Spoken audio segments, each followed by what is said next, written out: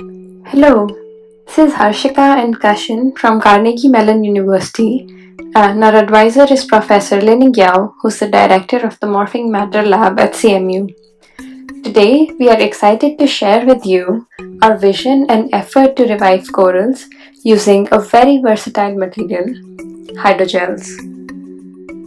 We have made low cost, lightweight, and easy to fabricate structures that can be easily deployed in the ocean.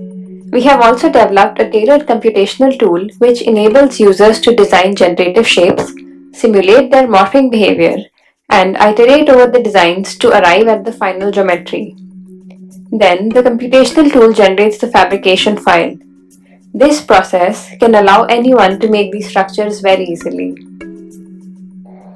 Coming to the problem, coral reefs are like the rainforests of the ocean and are the starting point of multiple food chains. You would not be surprised to know that due to global warming and ocean acidification, we have lost 50% of the world's coral reef cover in the past 30 years alone.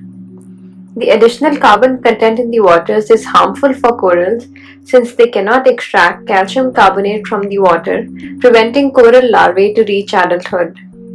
Coral decline further impacts fishing and tourism in coral-rich areas. We approached this from the standpoint of a design and fabrication challenge. We found some organizations fabricating ceramic and concrete modules with rough surfaces which act as the starting point of coral colonies.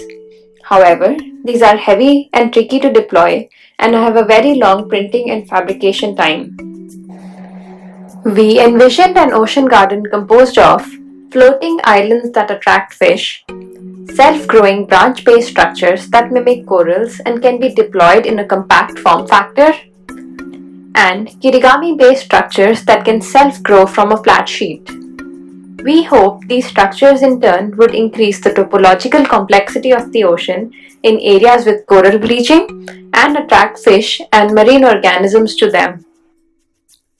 To realize our vision, some of our design and biotechnology considerations included creating kirigami and branch-based structures which are deployed flat and then grow into 3D shapes for ease of deployment and shape morphing.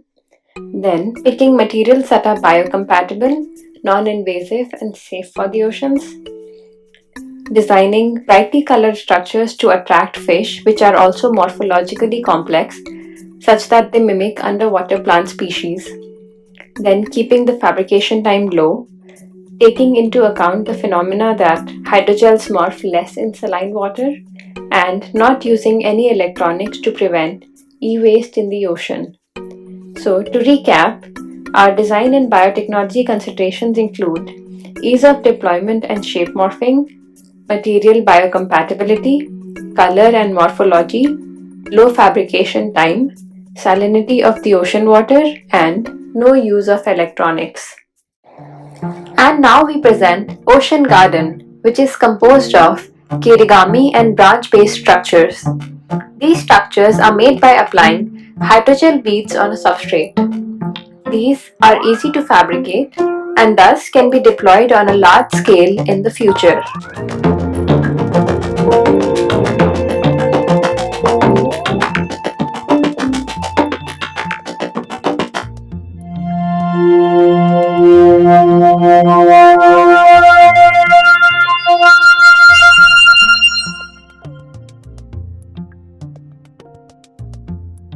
For anyone who wants to replicate similar structures, we will now go over the fabrication process.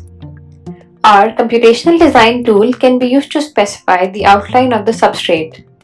Otherwise, a user can select a basic branch or kirigami outline from the library to start off with. This is a generative shape library for branching and this is for kirigami, and both of them can automatically suggest layout paths for beads. The user can then generate infill patterns that will fill the outline of the substrate automatically and adjust geometric features of the infill pattern lines like the total number of hierarchies and the smoothness of each corner. Then, the user has to specify the layout of the beads and pick which pattern lines to actuate. The bead placement is generated along those lines and the bead distance can be adjusted to control the bending curvature. The side of the substrate on which the beads will reside can also be selected. Then the structure is ready and the user can simulate it in the tool and iterate over it to reach the desired shape and transformation. The outline of the substrate can be exported, laser cut, and the bead locations can be marked with the CNC plotter. Beads can be adhered to the substrate using superglue. The structure can now be deployed in a water tank and sequential transformation of the branch or kirigami structure happens. Now we will describe the process we followed to build the tailored computational tool. To accommodate diverse substrate patterns in our simulation model while keeping the underlying model simple and fast, we divide a given structure into three basic geometrical elements: bead, line, and substrate. These geometrical elements are employed as the physical model to define the simulation of bead expansion and collision, which determines the bending behavior.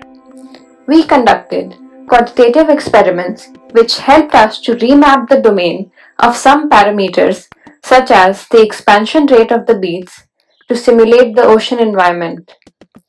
We attached hydrogel beads 3 mm, 4 mm, and 5 mm apart on flexible substrates like woven cotton and paper.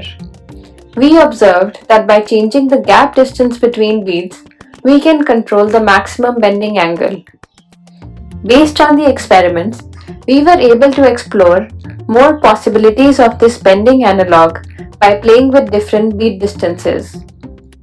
These are examples of uniform bead spacing and variable bead spacing.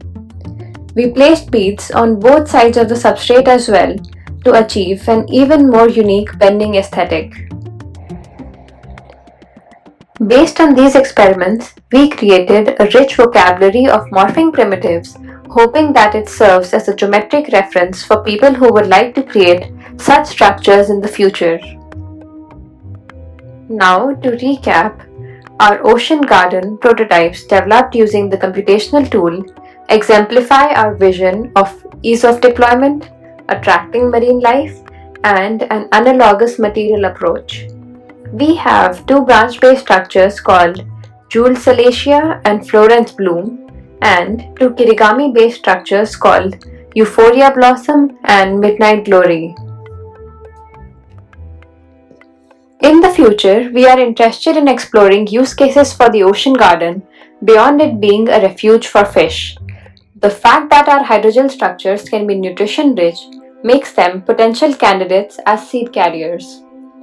Our future plans also include deploying these structures in the ocean, improving their robustness and anchoring, and planning for unusual situations which we may encounter on deployment. Currently, the beads are adhered to the substrate manually, which can also be easily automated. The usability of hydrogels has not yet been fully explored in the context of ocean-centric design. Thus, by providing some morphing primitives as building blocks, we hope to expand the territory of human-computer interaction and biotechnology. The ocean is a vast uncharted territory which definitely needs restorative intervention, and each individual step we make would be significant. With this, we conclude our presentation, and we would like to thank you for listening about our project in detail.